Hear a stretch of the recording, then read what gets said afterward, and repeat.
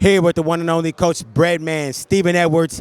Coach, how you doing this afternoon? Good. How are you?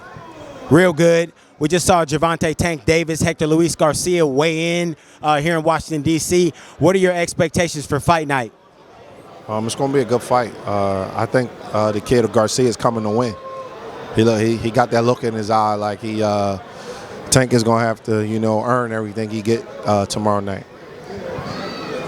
A lot of folks are expecting Hector Garcia to be steamrolled on Saturday night and kind of shunning his boxing skills and his own acumen. Over 400 amateur fights, an undefeated fighter in his own right, and now a champion who just dethroned another champion and a prospect in Chris Colbert. Why do you think people are overlooking Garcia? Because Tank passes the eyeball test really good. He looks like the real deal. I think he is the real deal, but big punchers usually, before they lose, they always like real big favorites in fights. If you notice guys like Tyson, Tank, Hearns, just think about all of the real big punchers, like they're usually big favorites until they lose. So the eyeball test just says Tank is probably going to knock him out. Hector Garcia, not just a good fighter on offense, but has quite the defensive acumen. We haven't seen him down. We haven't seen him hurt. Do you think that is, one, a testament to his acumen on defense, or just simply matchmaking at this point? I don't know. We got to see. A lot of guys are surviving with good matchmaking, and then a lot of guys are the real deal. So as you step up, as you fight fights against opponents that aren't handpicked, as you fight fights against guys who have 8 to 10 weeks to train and prepare for you, then, the results start changing a little bit. But we got to see, I don't know enough about him to say that. He looks like a solid fighter to me, but I've only seen the Colbert fight. So it's hard to judge a guy off of one. He could have just been hot that night, It's hard to judge a guy off one fight. Coach, fighting a fighter such as Tank Davis that has sudden knockout power, what does that do to your game plan, and what things are you preaching to your fighter time and time out in camp leading up to the bout? Sudden is a good word because his power is sudden. It comes out of nowhere. But with a guy like that, you can't fall asleep, or you will fall asleep. You got to be on your P's and Q's. You got to be real alert. You got to have a high sense of awareness because they hit you with shots that you're not seeing out of the clinch. Guys making silent agreements out of the clinch, then he pull a boom. He's real good at that. I seen him.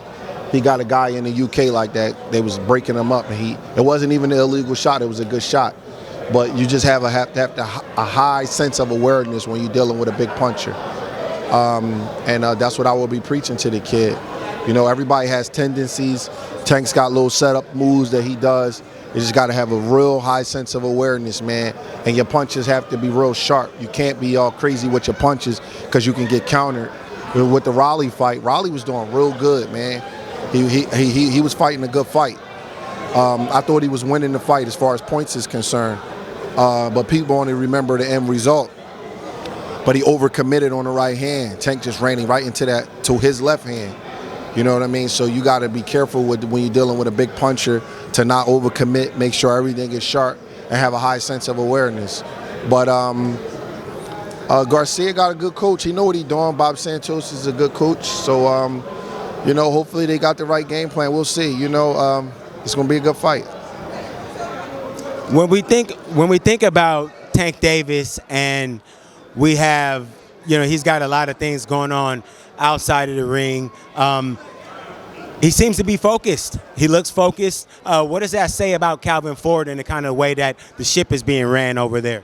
Well, I don't like to speak on how a ship is being ran if I'm not in the camp with a guy. You know what I mean? So I'm not in camp with Tank, so I don't know whether he's focused or not. I don't know him well enough to say that.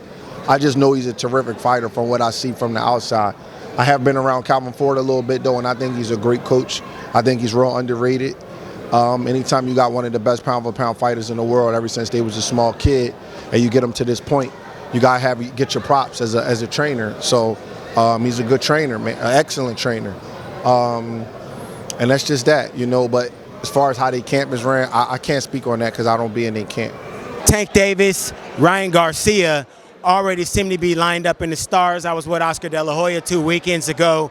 Oscar basically let me know, hey, April's our time frame. Is there any way that that this is a trap fight for Tank Davis and that he could be overlooking this opponent this weekend? I don't know. I don't know him well enough. You know, like sometimes people get in front of these cameras and they speak in absolute terms like they know different things. I would just be guessing. I've never even met Tank before. I know his coaches. His coaches is cool, Kenny and Calvin, but I don't know him. So I don't know if he's overlooking it.